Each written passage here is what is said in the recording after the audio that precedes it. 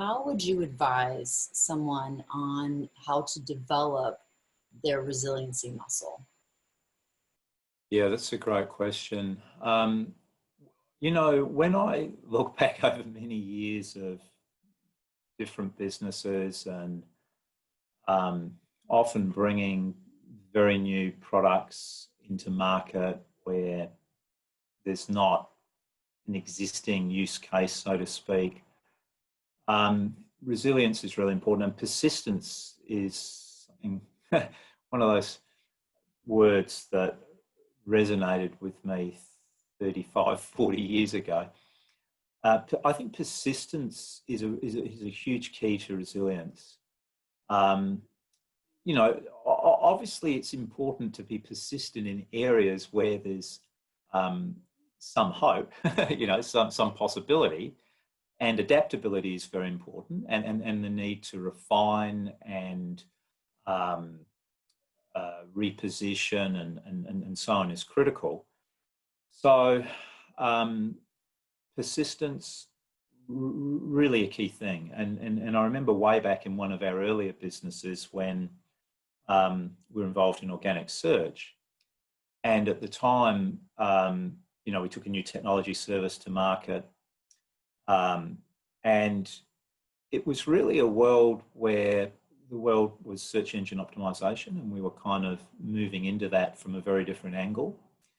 At the time, the consultants out there would all charge a fixed fee per month, and then they would report the value of their service, so to speak, based on maybe showing where 10 keywords rank in Google.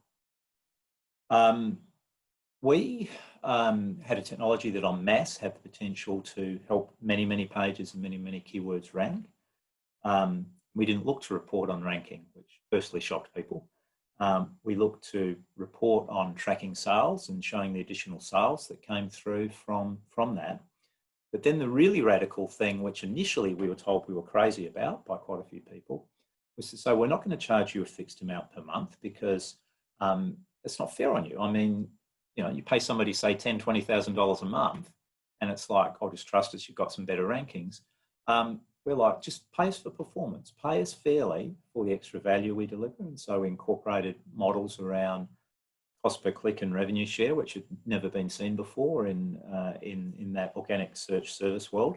And when we initially proposed that and spoke to some customers, I was told more than once that I was crazy. Are you crazy, charging on a cost per click basis or revenue share for the free results in Google? It's just insane. And I heard that a few times over a 12-month period, and then 2 years later, I never ever heard it again, not a single time going forward, for a decade or more. And we essentially changed the industry, and we had people saying, yeah, we only work on a performance model. We wouldn't work on any other model. So we essentially, and we were doing that in the UK, in Europe, United States, it's not just one country. And we were getting similar early responses from all those countries. But persistence paid off where we backed our judgment around that model. We felt it was the right model. We felt that it was the model that lowered the risk for our customers and delivered tangible value to customers that would give them ROI positive results. And that persistence and just changing the way we communicated it, et cetera, in the end, we got there. So, I think persistence is really important, but it needs to be in something that has some potential. But changing, we've changed a number of things over the years because we learn from our customers, we learn from the market. And this is something I've often said. You can have great technology, you can have the world's best technology, and it's good to have it.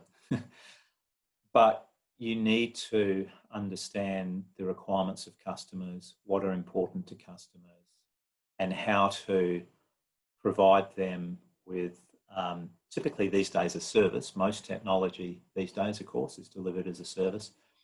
So you need to have a service that meets their needs, exceeds their expectations, keeps the load on them at an absolute minimum, so that The vast majority of the work, if not all, is done from the provider's end.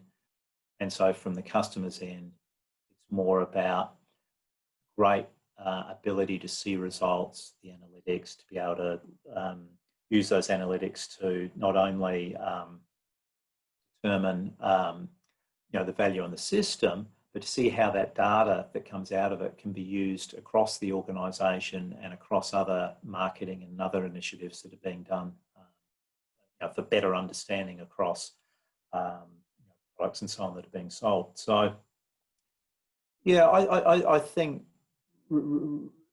there's nothing like hard times to build up resilience, and we've seen it during war, unfortunately, and all sorts of other really torrid times.